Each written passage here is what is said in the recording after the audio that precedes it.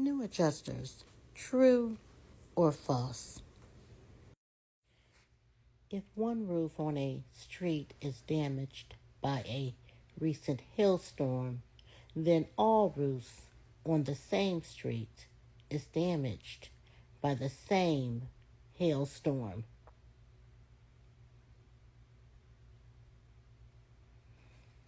Hmm. This is false. While it is possible for multiple roofs on the same street to be damaged by a hailstorm, it is not guaranteed that all roofs will be affected.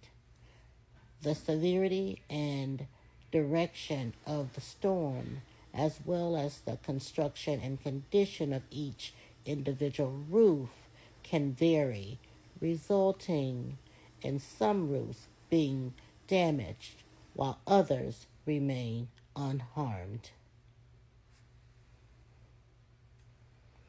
You will receive many new claims where neighbors saw other neighbors getting new roofs, or roofing contractors will inspect multiple roofs after a storm until ensures that they have hail damage and need to file a claim. Some claims will be denied because no hail related damage will be found by the field adjuster. This will be a cause of denial, and a denial letter will be written by the desk adjuster.